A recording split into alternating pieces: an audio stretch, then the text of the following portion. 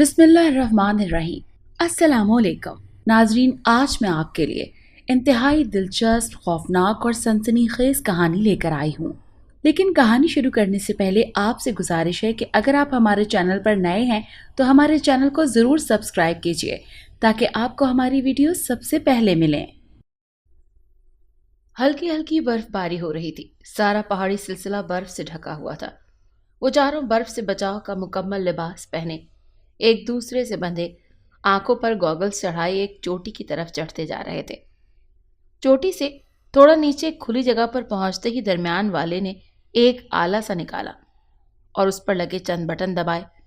جب اس کی اسکرین روشن ہو گئی تو پہاڑی کے ساتھ ٹچ کر کے اس آلے کی اسکرین کو غور سے دیکھتا تو اسکرین بالکل سفید روشنی دینے لگتی۔ اس نے وہ آلہ ادھر ہی رکھ دیا اور باقی تینوں کی طرف دیکھ کر دستانے پہنے ہاتھوں سے 2 انگلیاں بمشکل اٹھا کر انہیں وکٹری کا نشان بنا کر دکھایا تو وہ تینوں تقریباً بھاگتے ہوئے اس کے پاس آ گئے اور ایک دوسرے سے گلے ملنے لگے۔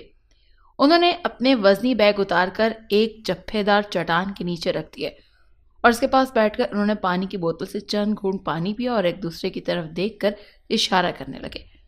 اس کے بعد انہوں نے اپنے اپنے بیگ سے کھدائی کرنے والے ہتھیار اور ان کے دستے نکال کر ان کو جوڑ لیا۔ اس کے تھوڑی دیر کے بعد وہ باری باری اس چٹان کے نیچے سے برف ہٹائے اور ایک دوسرے کو دیکھنے لگے۔ انہیں کافی مشکل پیش آ رہی تھی لیکن وہ لگے رہے۔ کچھ دیر بعد برف ہٹتے ہی ایک غار کا دہانہ نظر آنے لگا۔ ان چاروں میں اس غار کو دیکھ کر بجلی سی بھر گئی اور وہ چاروں تیزی سے برف ہٹانے لگے۔ برف ہٹاتے ہٹاتے ان میں سے ایک رک گیا۔ اچانک ایک جگہ سے برف ہٹتے ہی ایک انسان کا چہرہ نظر آنے لگا۔ اس آدمی کے منہ سے چیخ سی نکلی۔ وہ نیچے بیٹھ کر ہاتھوں سے احتیاط سے برف ہٹانے لگا۔ باقی 3 بھی اس کے آس پاس آ کر برف کو ہٹانے لگے۔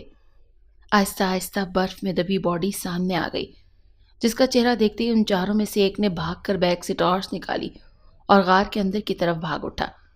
باقی تینوں اس جسم کو نکال کر غار کے اندر اٹھا لے گئے۔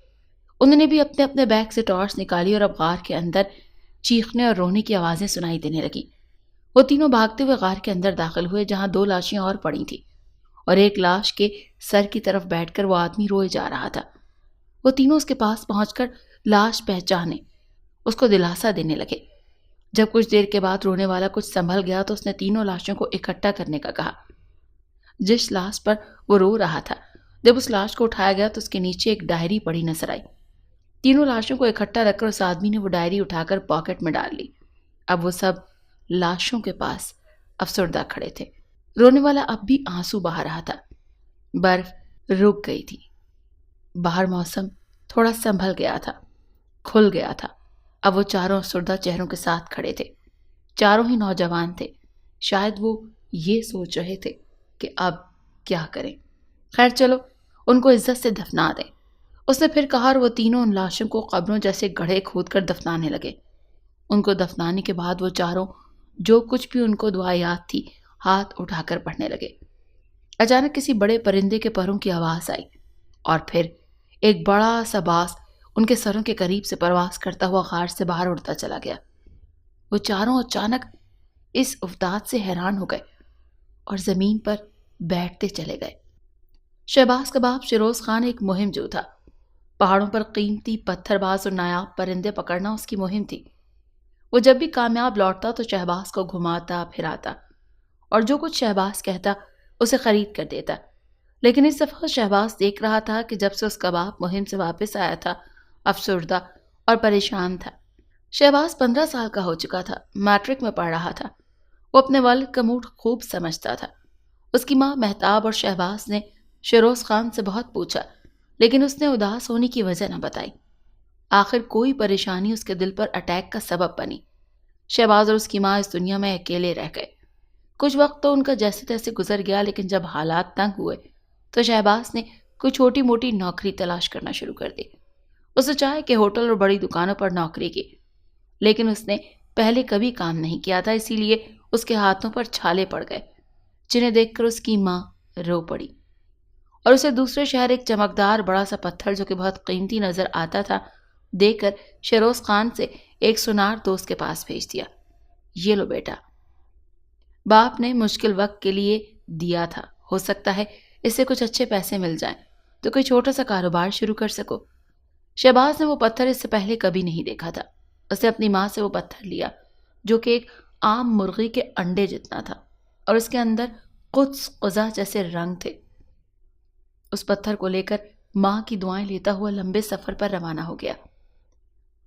بلوچستان کا رتیلا علاقہ تھا۔ شہباز کا گاؤں بھی ایک صحرائی گاؤں تھا جس کے پاس سے قافلے گزرتے تھے، لیکن اس نے کسی قافلے کا انتظار نہ کیا بلکہ اپنے گدھے اور کچھ کھانے کا سامان، کمبل وغیرہ لے کر ماں کے بتائے ہوئے راستے پر چل پڑا۔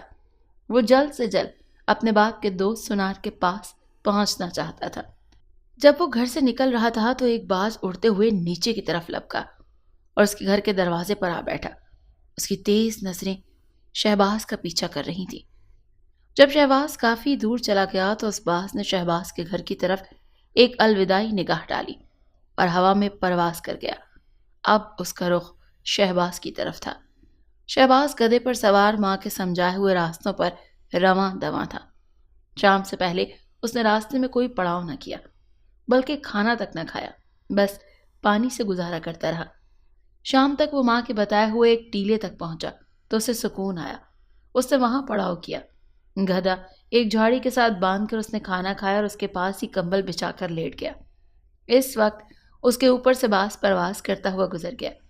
شہباز نے سر اٹھا کر ایک لمحہ باز کی طرف دیکھا اور پھر آنکھیں بند کر لیں۔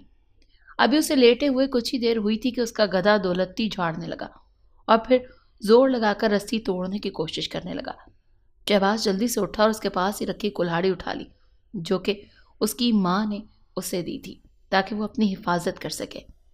شہباز ایک مہم جو کا بیٹا تھا، اسی لیے خطرے کو جلد بھانپ گیا۔ اس نے کلہاڑی سونت کر ادھر ادھر دیکھا۔ اچانک ٹیلے کے اوپر سے ایک بھیڑیا چھلانگ لگا کر اس کے اوپر آ گرا۔ شہباز اس افتاد کے لیے تیار نہ تھا۔ بھیڑیے کے خون خار پنجے اس کے کھدر کے کپڑے کو پھاڑتے ہوئے اس کے پیٹ پر چند خراشیں ڈال گئے۔ شہباز گر کر جلدی سے اٹھ بیٹھا۔ اس کی کلہاڑی کچھ دور جا گری۔ بھیڑیا لڑکھڑاتا ہوا گدھے کے قریب چلا گیا۔ گدھا اب گمسم ہو گیا تھا۔ شاید اس نے بھیڑیے کو قریب دیکھ کر اپنے آپ کو مردہ سمجھ لیا تھا۔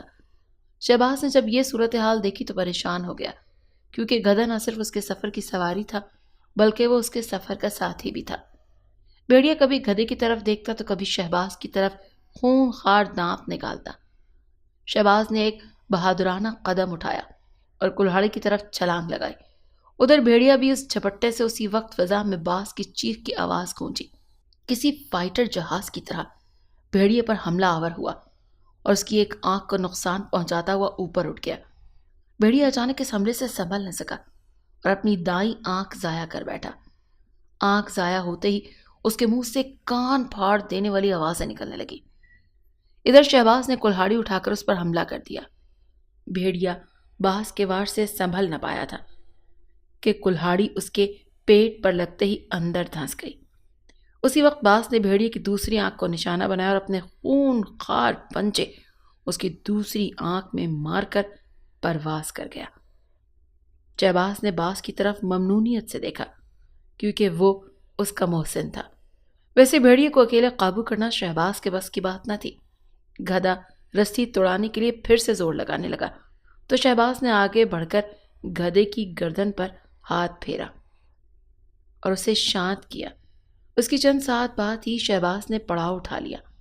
اب وہ کہیں آگے پڑاؤ کرنا چاہتا تھا۔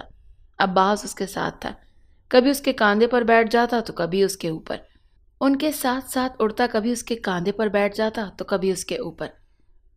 رات کے آخری پہر بستی کی ایک چھوٹی سی سرائے میں شہباز نے کچھ گھنٹوں کے لیے آرام کیا اور پھر وہاں سے سرائے کے مالک سے آگے کا راستہ معلوم کر کے چل پڑا۔ راستے میں پھر رات آئی، لیکن اس دفعہ وہ چوکس رہا اور کچھ گھنٹے آرام کر کے چل پڑا۔ باز اس کے ساتھ تھا۔ شہر میں داخل ہونے سے پہلے شہباز کو 2 ڈھک مل گئے۔ تھوڑا ہی راستہ وہ شہباز کے ساتھ چلے اور اسے کسی طرح لوٹنے کا پروگرام بنانے ہی والے تھے کہ ایک پولیس گشتی پارٹی اس طرف آ گئی۔ صبح کا وقت تھا۔ ان ٹھگوں نے بھاگنے میں ہی عافیت جانی، لیکن اتنا اچھا شکار جانے کا دکھ انہیں بار بار ہو رہا تھا۔ شہباز شہر میں داخل ہو گیا۔ اپنے والد کے دوست سمیر الدین سنار کا گھر جلد ہی تلاش کر لیا۔ کیونکہ وہ اس شہر کا مشہور سنار تھا۔ امیر الدین نے شہباز کو خوش دلی سے خوش آمدید کہا، اور جب اسے پتا چلا کہ اس کا دوست شہباز اس کا باپ اس دنیا میں نہیں رہا تو اسے سچ میں بہت افسوس ہوا۔ شہباز، تم آرام کرو، سفر سے کافی تھک گئے ہوگے، اس کے بعد باقی باتیں کریں گے۔ یہ کہہ کر امیر الدین نے اپنی بیٹی شاہانہ کو آواز دی، جو کہ خوبصورت اور سلجھی ہوئی لڑکی تھی۔ شاہانہ بیٹا، شہباز کو کونے والا کمرہ دکھا دو اور اس کی صفائی وغیرہ بھی دیکھ لینا۔ امیر الدین نے اپنی بیٹی سے کہا تو اس نے مسکرا کر شہباز کی طرف دیکھا۔ ٹھیک ہے ابا جان۔ شاہانہ نے شہباز کو اس کا کمرہ دکھایا اور پھر اس کے ساتھ اس کا تھوڑا سا سامان بھی اندر رکھوانے لگی۔ ساتھ ہی وہ چپڑ چپڑ باتیں بھی کر رہی تھی، کیونکہ کافی بات ہونی تھی۔ یہی کہ وہ کہاں سے آیا ہے، کیوں آیا ہے، اس کے پاس جو سونا ہے وہ کتنا ہے، اور وہ اس کو ابو کو بیچنا کیوں چاہتا ہے، وغیرہ وغیرہ۔ لیکن شہباز جب اس کی باتوں کے جواب میں خراٹے بھرنے لگا تو اسے اپنی حماقت کا احساس ہوا، اور وہ مسکراتے ہوئے شہباز کی طرف گھورتے ہوئے باہر چلی گئی۔ شام کو شہباز کا لایا وہ پتھر امیر الدین نے ہاتھوں میں الٹ پلٹ کر دیکھا اور کسی گہری سوچ میں پڑ گیا۔ آخر اس نے سر جھٹکا، شاید وہ کسی فیصلے پر پہنچ چکا تھا۔ شہباز بیٹا، بات یہ ہے کہ یہ پتھر بہت ہی قیمتی ہے، اور میں نہیں سمجھتا کہ یہاں اس کی کوئی قیمت تمہیں مل سکے گی۔ شہباز امیر الدین کی بات سن کر پریشان ہو گیا کہ اب کیا ہوگا، کیونکہ وہ تو بڑے بڑے خواب دیکھ کر آیا تھا۔ ہاں، ایسا ہی ہے کہ تم اس پتھر کو اپنے پاس حفاظت سے رکھو۔ تم دو ہی گھر کے فرد ہو، ایسے کرو کہ اپنی ماں کو بھی ساتھ لے آؤ، یہاں گھر ملنا کوئی مشکل نہیں۔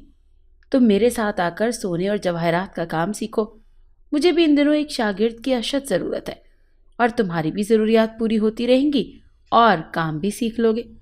شہباز کو امیر الدین کی بات اچھی لگی، لیکن وہ اپنی ماں سے بات کرنا چاہتا تھا۔ 2-3 دن وہ شاہانہ کے ساتھ گھوم پھر کر شہر کے تفریحی مقام دیکھتا رہا۔ دونوں نے خوب شرارتیں کی۔ شہباز کا دل نہیں چاہ رہا تھا کہ وہ وہاں سے ایک دن کے لیے بھی جائے، لیکن جانا ضروری تھا۔ دونوں نے آنکھوں میں آنسو بھر کر ایک دوسرے کو الوداع کہا۔ شہباز ایک قافلے کے ساتھ گیا اور کچھ دنوں بعد اپنی امی اور گھریلو ضرورت کا سامان گدھے ریڑھی پر لاد کر واپس امیر الدین کے پاس پہنچ گیا۔ اس کی والدہ نے امیر الدین اور اس کے گھر والوں کا شکریہ ادا کیا کہ انہوں نے مشکل وقت میں ان لوگوں کا ساتھ نہ چھوڑا۔ بہن، کیسی باتیں کرتی ہیں، شہروز خان میرے بچپن کا دوست تھا، میں اس مشکل گھڑی میں اس کی فیملی کو کیسے چھوڑ سکتا تھا، امیر الدین نے غمزدہ لہجے میں کہا۔ اس کے بعد امیر الدین اور شاہانہ ان دونوں کو چھوڑنے ان کے کرائے کے گھر تک گئے، جس کا کرایہ امیر الدین نے اپنے ذمہ لے لیا تھا۔ امیر الدین چچا کہہ رہے تھے کہ یہ جو پتھر ہمارے پاس ہے یہ بہت ہی قیمتی پتھر ہے، اگر آپ اجازت دیں تو میں اسے کسی بڑے شہر بیچنے کے لیے جاؤں؟ شہباز نے امی کے ساتھ کھانا کھاتے ہوئے کہا۔ نہیں بیٹا، اس پتھر کو سنبھال کر رکھ لیتے ہیں۔ امیر الدین بھائی نے اتنی نیکی کی ہے تو تمہیں چاہیے کہ دکان پر ان کا ہاتھ بٹاؤ اور دل لگا کر کام کرو۔ اور پھر شہباز دل لگا کر کام سیکھنے لگا۔ ایک تو اس کی ضرورت تھی اور دوسرا اسے کام سیکھنے کی لگن تھی، اور تیسرا شاہانہ چاہتی تھی کہ شہباز اس کے باپ کے سامنے سرخرو ہو۔ وہ 4 گھڑ سوار تھے، منہ ڈھانپے، کاندھوں پر رائفل لٹکائے، صحرا کی ریت چھان رہے تھے۔ جب بھی کوئی راستے میں بستی یا سرائے وغیرہ آتی، وہ وہاں سے کسی خان کے بارے میں لوگوں کو اس کا حلیہ بتا کر معلومات لیتے، لیکن شاید خان کو وہاں کوئی نہیں جانتا تھا۔ مجھے تو ایسا لگتا ہے کہ اس نے بابا کو اپنا غلط پتہ دیا ہوگا، ایک گھڑ سوار نے باقی تینوں کی طرف دیکھتے ہوئے کہا۔ آگے سے انہوں نے سر ہلا دیے اور پھر وہ آپس میں مشورہ کرنے لگے کہ اب کس طرف جانا چاہیے۔ جب ان کا آپس میں طے ہو گیا تو انہوں نے گھوڑے ایک طرف دوڑا دیے۔ شہباز نے 5 سال کے عرصے میں ہیرے جواہرات اور سونے کے بہت سے رموز بہت اچھی طرح سیکھ لیے۔ اس دن شہباز اس کی امی بہت ہی خوش تھے، اور دوسری طرف امیر الدین اس کی فیملی بلکہ خاص طور پر شاہانہ بہت خوش تھی۔ شہباز، اب تو تم سنار بن گئے ہو، اپنی امی کو میرے رشتے کے لیے بھیجو نا۔ ذرا صبر، اب اتنی بھی کیا جلدی ہے، مجھے ذرا سونے کے زیورات بنانا تو اچھی طرح سیکھ جانے دو۔ جب تم نے اتنا کچھ سیکھ لیا ہے تو وہ کون سا مشکل کام ہے؟ شاہانہ نے اس کی بات کو کاٹتے ہوئے کہا۔ تمہیں کیا پتا پگلی، میری خواہش ہے کہ پہلے اپنی امی کو ایسے کنگن بنا کر دوں اور اپنی بیوی کو ایسا سونے کا ہار سیٹ بنا کر دوں کہ سارا زمانہ دیکھے۔ شہباز کی بات سن کر شاہانہ کے چہرے پر مسکراہٹ بکھر گئی اور وہ میٹھے سپنوں میں کھو گئی۔ وہ چاروں گھڑ سوار سے حلیے میں ایک گاؤں کے ایک گھر کے سامنے رکے۔ آپ لوگ جس خان کو ڈھونڈ رہے ہیں اس کا گھر یہی ہے، اس کے سامنے کھڑے ایک بوڑھے آدمی نے گھر کی طرف اشارہ کرتے ہوئے کہا۔ لیکن بابا، یہاں تو تالا لگا ہوا ہے۔ ان چاروں میں سے اگلے والے نے، جو ان کا سردار لگتا تھا، دروازے کی طرف اشارہ کرتے ہوئے کہا، بیٹا، تم چاروں نے آپ کو خان کا دوست کہتے ہو، لیکن تم لوگ اس سے کافی کم عمر ہو، اور پھر تم کیسے دوست ہو؟ تمہیں یہ تک نہیں پتا کہ خان فوت ہو چکا ہے؟ اسے تو فوت ہوئے بھی 5 سال کا عرصہ گزر چکا، بلکہ شاید اس سے بھی اوپر۔ بوڑھے آدمی نے حیرت سے ان کی طرف دیکھتے ہوئے کہا۔ وہ چاروں ایک دوسرے کی طرف دیکھنے لگے کہ اب کیا جواب دیں۔ بابا، یہ بہت لمبی کہانی ہے، ہم لوگ بھی 5-6 سال بعد ہی اس اطراف میں آئے ہیں، بس ان سالوں میں ہماری ملاقات نہیں ہو سکی، اسی لیے ہمیں پتہ نہیں ہے۔ انہوں نے بابا کو مطمئن کرنے کے لیے چند اور باتیں بنائیں اور پھر اس سے خان کی بیوی بچوں کے بارے میں پوچھا۔ وہ لوگ تو اس کے فوت ہونے کے کچھ ماہ بعد ہی یہاں سے چلے گئے تھے، مجھے نہیں پتا کہ وہ کہاں گئے ہیں۔ ٹھیک ہے بابا، آپ کی بڑی مہربانی کہ آپ نے ہماری اتنی مدد کی۔ یہ کہہ کر وہ چاروں بابا کو سلام کر کے ایک طرف گھوڑے بڑھا کے لے گئے، جبکہ بابا نے ان لوگوں کو کچھ دیر اس کے پاس آرام کرنے کے لیے کہا، لیکن وہ جلدی میں کا بہانہ کر کے چلے گئے۔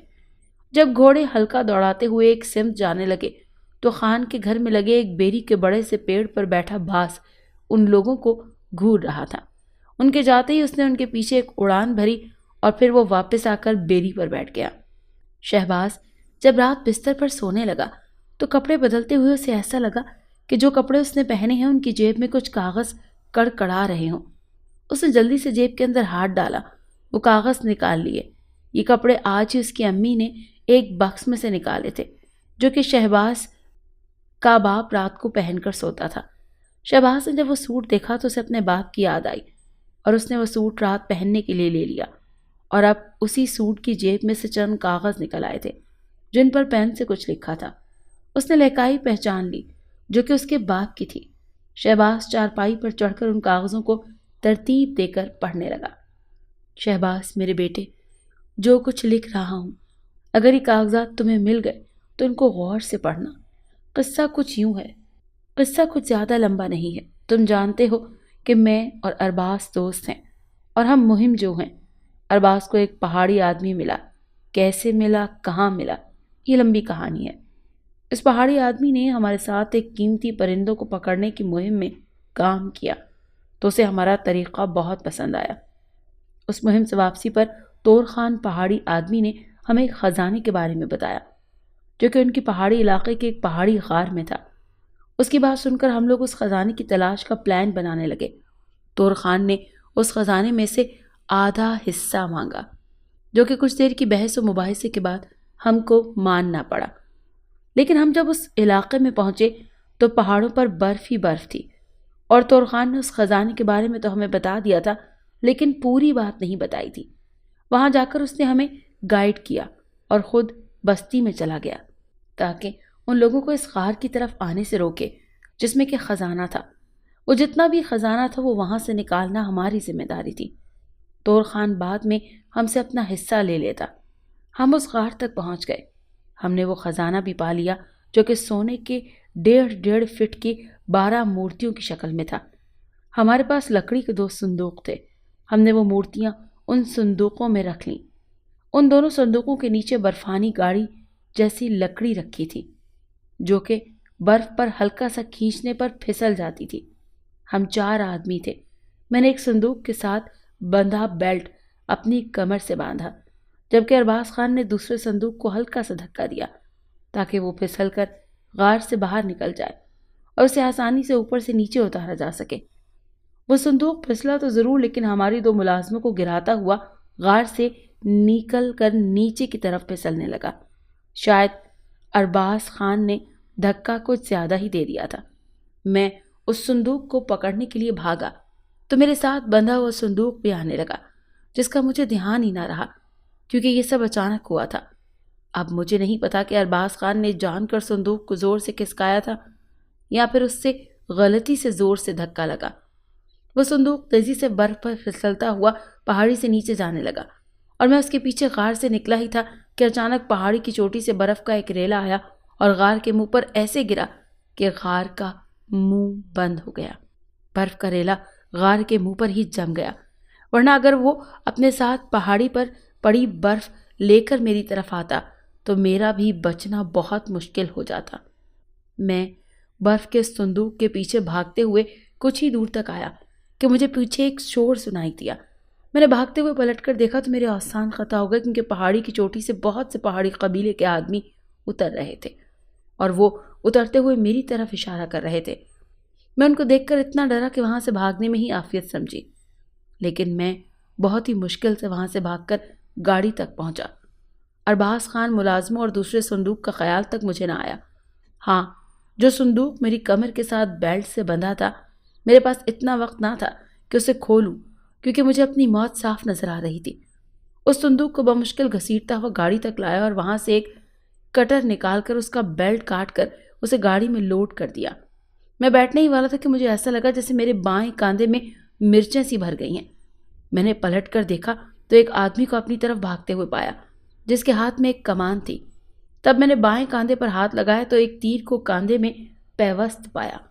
میں نے زور لگا کر اسے کھینچ لیا۔ میں مہم جو ہوں، اسی لیے درد تو بہت ہوا، لیکن برداشت کر گیا۔ اس صندوق میں 6 مورتیاں تھیں جو کہ مکمل سونے کی بنی ہوئی تھی۔ دوسرے صندوق اور ارباز خان لوگوں کا کیا بنا مجھے نہیں پتا۔ میں وہاں سے بھاگ آیا۔ میرا زخم 2-3 دن تک میڈیکل ٹریٹمنٹ سے ٹھیک ہو گیا، لیکن کبھی کبھی ایک چبھن سی محسوس ہوتی ہے۔ میں نے اس زخم کی طرف دھیان نہ دیا، لیکن اس تیر پر شاید کوئی زہر وغیرہ لگا ہوا تھا، جس نے مجھے اندرونی حصے میں بیماری میں مبتلا کر دیا۔ ایک ڈاکٹر کو دکھایا جس نے میرے کچھ ٹیسٹ کیے۔ یہ بات میں نے تم لوگوں سے چھپائی۔ مجھے یاد آیا کہ اس سے پچھلے مہم پر مجھے ایک باز ملا جو کہ بہت گھائل تھا۔ میں نے اس کا کچھ علاج کیا تو وہ اڑنے کے قابل ہو گیا اور میرا بہت اچھا ساتھی بن گیا اور ایک اچھا مددگار بھی۔ اس نے 2 جگہ میری ایسی مدد کی ہے کہ میں خود حیران رہ گیا، اور مجھے ایسا لگنے لگا کہ اس باز کے اندر کوئی نیک روح یا پھر کوئی جن ہے، کیونکہ اسے خطرے کا بہت جلد احساس ہو جاتا ہے۔ میرے ساتھ وہ 2 دن گھر بھی گزار چکا ہے۔ تمہیں یاد ہوگا، افسوس کی بات یہ ہے کہ وہ باز بھی اس غار میں برف گرنے سے قید ہو کر رہ گیا۔ کاش کہ وہ ہوتا تو تمہارا بہت اچھا دوست اور مددگار ہوتا، کیونکہ میرے بعد تمہیں ایک ایسے مددگار کی ضرورت ہے۔ میں نے اس صندوق کو ایک کنویں میں دفنا دیا ہے۔ میرا اسے استعمال کرنے کا ارادہ ڈگمگا رہا تھا، کیونکہ ان مورتیوں کے پیچھے 3 جانیں ضائع ہوئیں جو کہ میرے سامنے ہوئیں۔ نہ جانے اور کتنی ہوں گی، مجھے بھی بچنے کی صورت نظر نہیں آ رہی۔ میں نے اس کنویں اور صندوق کا راز ایک ایسی چیز میں بند کر دیا ہے جو کہ بظاہر بہت قیمتی معلوم ہوتی ہے، لیکن وہ عام سی چیز ہے، ایک بے قیمت چیز جسے اس راز سے بہت قیمتی بنا دیا گیا ہے۔ وہ چیز تمہارے سامنے ہو سکتی ہے اور یہ بھی ہو سکتا ہے کہ وہ تمہیں ملے ہی نہ۔ اب یہ سب تمہاری قسمت پر ہے۔ شہباز کو ان کاغذات سے کچھ باتیں معلوم ہوئیں جو کہ اس کو پہلے معلوم نہ تھی۔ ایک تو یہ کہ اس کے باپ کو دل کا دورہ نہیں پڑا تھا، بلکہ اس تیر پہ لگے زہر سے ان کی موت ہوئی تھی۔ دوسرا، اسے یہ بھی پتہ چلا ہے کہ وہ باز اس کی مدد کیوں کر رہا ہے۔ اسے یاد بھی آ گیا کہ وہ باز ان کے گھر میں رہ چکا ہے اور شہباز اسے اپنے ہاتھ سے گوشت کے ٹکڑے بھی کھلا چکا ہے۔ اسے اپنے باپ کے بارے میں پڑھ کر رونا آیا اور اس کی آنکھوں سے آنسو نکل پڑے۔ اس کے بعد وہ پوری رات سوچتا رہا، وہ کون سی ایسی چیز ہے جو کہ نظر تو قیمتی آتی ہے لیکن کم قیمت۔ صبح ہوتے ہی اسے نیند آ گئی، وہ گہری نیند میں کھو گیا۔ دن چڑھے اسے امی نے اٹھایا۔ بیٹا، کام پر نہیں جانا؟ چاچا جی تمہارا انتظار کر رہے ہوں گے۔ شہباز جلدی سے نہا دھو کر تیار ہوا اور دکان کی طرف چل نکلا، لیکن اس کا ذہن الجھا ہوا تھا۔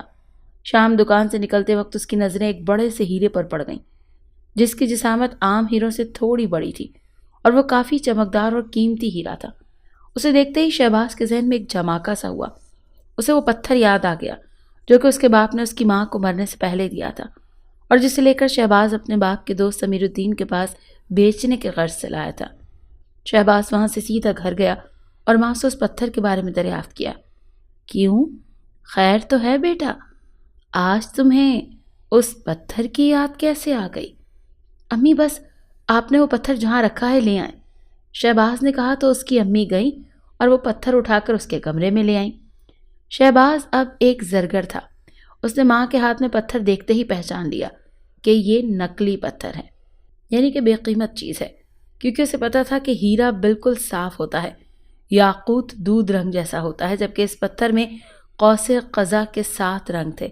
یہ بالکل عام پتھر تھا۔ بیٹا، یہ پتھر بہت قیمتی ہے، مجھے نہیں لگتا کہ اس شہر میں اس کی قیمت کوئی ادا کر سکے۔ شہباز کے ذہن میں امیر الدین چاچا کے پہلے دن کے الفاظ گونجنے لگے اور اس کے چہرے پر مسکراہٹ آ گئی۔ اس کے دل میں امیر الدین چاچا کی قدر و منزلت اور بڑھ گئی۔ اگر اس وقت وہ کہہ دیتے کہ یہ تو عام سا پتھر ہے، نقلی ہے، تو شہباز کا دل ٹوٹ جاتا اور نہ جانے وہ کہاں پر دھکے کھاتا پھرتا۔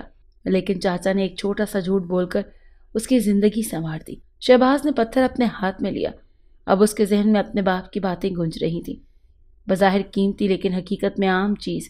وہ اس پتھر کو گھما پھرا کر دیکھتا رہا، لیکن اسے اس پتھر میں کوئی راز کی بات نظر نہ آئی۔ شہباز اس پتھر میں کھو سا گیا کہ اچانک اس کی کان میں ہلکی سی ایک نسوانی چیخ بلند ہوئی۔ شہباز کے ہاتھ سے وہ پتھر گر گیا اور اس نے جلدی سے پلٹ کر دیکھا۔ اس کے سامنے شہانہ کھڑی ہنس رہی تھی۔ شہانہ، تم نے تو میری جان ہی نکال دی۔ شہباز نے مصنوعی غصہ کرتے ہوئے ایک تھپ شہانہ کے کندھے پر لگائی۔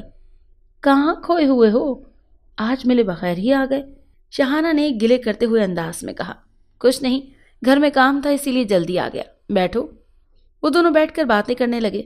شہباز کے ذہن سے پتھر نکل ہی گیا، اور جب شہانہ اٹھی اور جانے کے لیے باہر کی طرف چلی تو شہباز کی نظر زمین پر پڑے اس پتھر پر جا ٹکی جو کہ درمیان سے 2 حصوں میں تقسیم ہو چکا تھا۔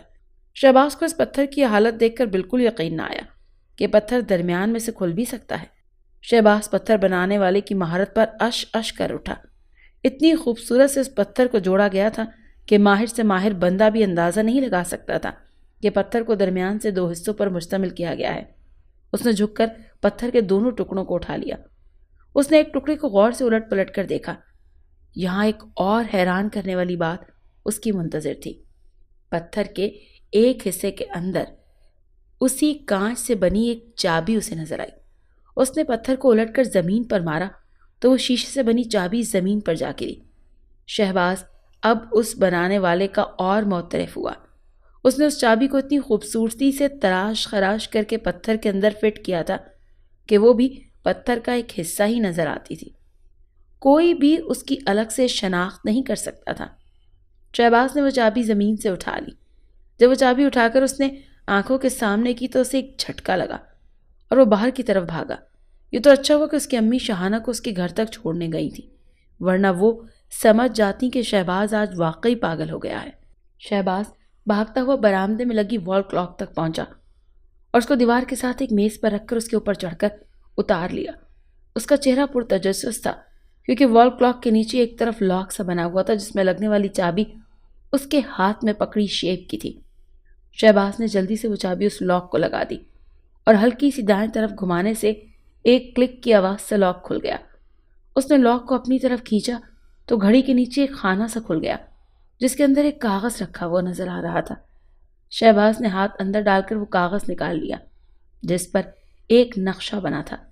شہباز نے گھڑی اس طرح دیوار پر لگا دی اور میز کو اس کی جگہ پر رکھ دیا۔ وہ کاغذی نقشہ اپنے کمرے میں لے گیا۔ اس نے آرام سے بیٹھ کر اس نقشے کو جب پڑھا تو اس کے ہونٹوں پر مسکراہٹ آ گئی۔ وہ نقشہ تو بہت ہی آسان تھا۔ وہ نقشہ اس کے اپنے گاؤں کا تھا جس میں ابھی بھی ان کا اپنا گھر تھا۔ اس گاؤں کے ایک کونے میں گھروں سے ہٹ کر ایک ٹھاکر کا گھر تھا۔ اس پوری آبادی میں وہی ایک ٹھاکر کا گھر تھا جو نہ جانے کیسے اپنے مذہب کے لوگوں کو چھوڑ کر ادھر آباد ہوا تھا۔ جس نے شادی نہیں کی تھی وہ ایک مزدور آدمی تھا۔ جب بھی کسی کو اس کی ضرورت پڑتی تو اسے بلا لیا جاتا، ورنہ اسے کوئی بلانے کا روادار نہ تھا، لیکن وہ پھر بھی اپنے گھر اور اس گاؤں کو چھوڑنے کے لیے تیار نہ تھا۔ اچانک وہ اٹھ کر وہاں سے غائب ہو گیا۔ 1 ہفتے تک اس کی کسی کو ضرورت نہ پڑی، اور جب ایک آدمی اس کی ضرورت پڑنے پر اسے بلانے کے لیے گیا، کتنی دفعہ دروازہ کھٹکھٹانے کے بعد بھی اس ہندو نے دروازہ نہ کھولا اور نہ ہی اندر سے کوئی آواز آئی۔ اب وہ آدمی جمپ لگا کر دیوار کے اوپر چڑھا۔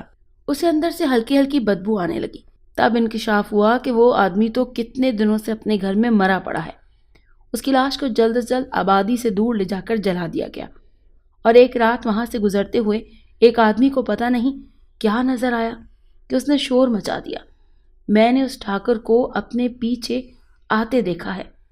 پھر تو کچھ اور لوگوں کو بھی ہندو کے گھر میں اور اس کے ارد گرد ٹھاکر نظر آنے لگا۔ تب آبادی کے لوگ اس طرف جانے سے ڈرنے لگے۔ شہباز کے باپ نے وہ صندوق اسی ٹھاکر کے گھر کے کنویں میں، جو کہ خشک ہو چکا تھا، چھپا دیا، کیونکہ اس کے ذہن میں تھا کہ اس ٹھاکر کی روح کے چکر میں کوئی آدمی اس طرف نہیں جائے گا، اسی لیے مورتیوں والا صندوق یہاں محفوظ رہے گا۔ شہباز 2 دن تک اس بارے میں خوب سوچ بچار کرتا رہا کہ اس صندوق کو کیسے نکالا جائے۔ نہیں، دوسری شام جب دکان سے وہ واپس آیا تو گھر میں اس کی امی نے بتایا کہ اس سے 2 مہمان منتظر ہیں، جو کہ اپنے آپ کو اس کے باپ کا دوست کہتے ہیں۔ شہباز نے اپنی امی کو باپ کی موت اور مورتیوں کے بارے میں ابھی تک کچھ نہیں بتایا تھا۔ وہ امی کی بات سن کر سیدھا اس کمرے میں چلا گیا جو کہ وہ لوگ بطور بیٹھک میں استعمال کرتے تھے۔ اندر 2 بڑی عمر کے آدمی براجمان تھے، جو کہ شکل سے پہاڑی علاقے کے لگتے تھے۔ شہباز نے خوش دلی سے انہیں سلام کیا، کیونکہ وہ اس کے ابو کے دوست تھے۔ بیٹا، ہو سکتا ہے کہ تم میرا نام اپنے ابو کی زبان سے سن چکے ہو۔ میرا نام طور خان ہے۔ ان میں سے ایک نے بات شروع کی تو شہباز اس کا نام سن کر چونک اٹھا۔ اس کی سوچ باپ کے خط اور ان مورتیوں کی طرف چلی گئی۔ جی، ابو نے آپ کا تذکرہ کیا تھا، شہباز نے اپنے آپ کو سنبھال کر کہا۔ بیٹا، بات کچھ لمبی ہے لیکن کرنی بھی بہت ضروری ہے۔ اس نے ان مورتیوں کی بات چھیڑ دی۔ بات یہ ہے کہ وہ جو سونے کی مورتیاں تھیں وہ ہمارے قبیلے کی مقدس مورتیاں تھیں۔ میں اس وقت لالچ میں آ گیا تھا، لیکن اب میں ان مورتیوں کو ان کی جگہ رکھنا چاہتا ہوں۔ طور خان بات کرتا رہا۔ کمرے میں ایک سناٹا چھایا رہا۔ شہباز نے سوچ میں پڑ گیا، کیا اس آدمی پر یقین کرنا چاہیے اور کیا اسے ان مورتیوں کے بارے میں بتا کر اس کے حوالے کر دینی چاہیے؟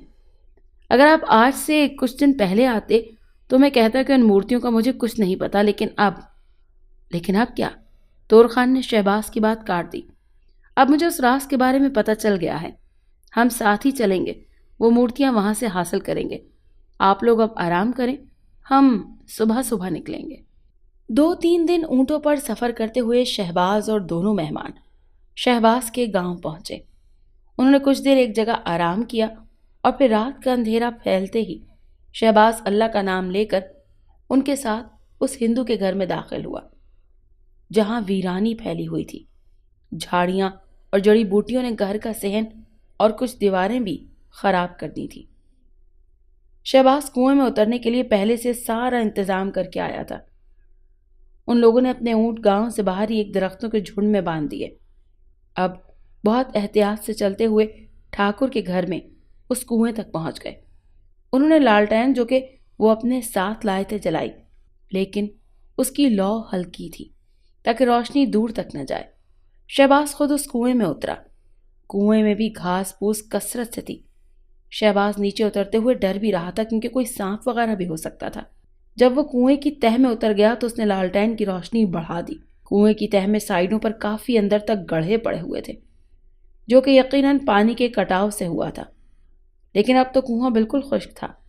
شہباز ایک کدال بھی لایا تھا۔ اس نے آہستہ آہستہ ان گڑھوں میں کدال کی نوک ماری، کیونکہ وہ صندوق سامنے کہیں نظر نہیں آ رہا تھا۔ شہباز نے سوچا کہ اگر وہ صندوق کنویں میں ہے تو پھر ان گڑھوں ہی میں دفن ہوگا، اور پھر کچھ دیر کی محنت سے اس نے صندوق نکال ہی لیا۔ اس نے مٹی جھاڑ کر اس صندوق کو ہلایا تو اسے دشواری ہوئی، کیونکہ صندوق وزنی تھا۔ شہباز نے صندوق کور سے باندھا جس کے ذریعے وہ کنویں میں اترا تھا۔ اس نے آواز دے کر اوپر والوں کو بتایا کہ صندوق مل گیا ہے، میں نے رسے سے باندھ دیا ہے، مل کر کھینچو اور پھر رسہ نیچے پھینک دینا تاکہ میں اوپر آ سکوں۔ اوپر والے دونوں نے اس کی بات کا جواب دیا، کنویں میں منہ کر کے اس کو دیکھنے لگے۔ آواز ادھر ادھر نہ جائے، آہستہ سے رسہ پھینکا۔ صندوق آہستہ آہستہ اوپر جانے لگا۔ اچانک شہباز کے ذہن میں خیال آیا کہ یہ نہ ہو کہ یہ لوگ صندوق لے کر بھاگ جائیں اور اسے کنویں کے اندر ہی چھوڑ جائیں۔ یہ سوچتے ہی اس نے جھرجھری لی اور نام میں سر ہلا دیا۔ صندوق اوپر پہنچ گیا۔ وہ دونوں مل کر اسے ایک طرف لے گئے اور رسی کھول دی۔ اس وقت ایک سنسناہٹ جیسی آواز آئی، جیسے کسی نے کوئی چیز زور سے پھینکی ہو۔ طور خان کے منہ سے ایک درد بھری سسکی نکلی اور اس کا ہاتھ پیٹھ پر چلا گیا، ساتھ ہی وہ جھکتا چلا گیا۔ وہ چاروں گھڑ سوار شہروز خان کے گھر والوں کو ڈھونڈتے ہوئے ادھر ادھر کی آبادی میں گھومتے رہے، اور پھر ان کے نہ ملنے پر ایک شام وہ واپس اسی گاؤں میں آ گئے جہاں شہروز خان کا گھر تھا۔ انہوں نے گاؤں میں داخل ہونے والے سب راستوں پر اپنی نگاہ رکھی، اور پھر شام کے وقت ایک دن 3 اونٹ سوار گاؤں کے باہری درختوں کے جھنڈ میں ٹھہر گئے۔ ان گھڑ سواروں میں ایک شہروز خان کے دوست ارباز خان کا بیٹا تھا، جو کہ اپنے باپ کی برفانی غار سے ملنے والی لاش کے بعد شہروز خان کا دشمن ہو گیا تھا اور اس سے یا اس کی فیملی سے بدلہ لینا چاہتا تھا۔ اس کا اصل مقصد وہ سونے کی مورتیاں حاصل کرنا تھا جو کہ بہت ہی قیمتی تھی، اور انہی کے لیے وہ 6 سال سے ان صحراؤں کی ریت چھان رہا تھا۔ آج ان 3 اونٹ سواروں کو دیکھ کر اسے کچھ شک سا ہوا، کیونکہ وہ تینوں آبادی میں نہیں گئے تھے۔ پھر وہ انتظار کرنے لگا۔ اندھیرا ہوتے ہی تینوں اونٹ سوار اپنے ساتھ کچھ سامان لے کر گاؤں میں چوروں کی طرح داخل ہوئے تو ارباز خان کے بیٹے کا ماتھا ٹھنکا۔ ان کے پاس اس نے کدال بھی دیکھ لی تھی۔ دوستو، لگتا ہے ہمارا انتظار کا وقت ختم ہوا، تیار ہو جاؤ، اگر میرا شخص صحیح ہے تو ہماری منزل قریب ہے۔ وہ چاروں ان تینوں کا پیچھا کرتے ہوئے اس ٹھاکر کے گھر تک پہنچ گئے اور ان تینوں کی نقل و حرکت دیکھنے لگے۔ ارباز خان کا بیٹا اور اس کے دوست ایک مکان کی چھت پر چڑھ گئے جو کہ کنویں سے چند قدم کے فاصلے پر تھا۔ ارباز خان کا بیٹا اب سب کچھ سمجھ گیا تھا اور بہت خوش تھا کیونکہ منزل اس کے سامنے تھی۔ جب صندوق اوپر آیا، اس نے ہاتھ میں خنجر پکڑا اور نشانہ لے کر صندوق کو سنبھالنے والے میں سے ایک کی طرف جھینک دیا۔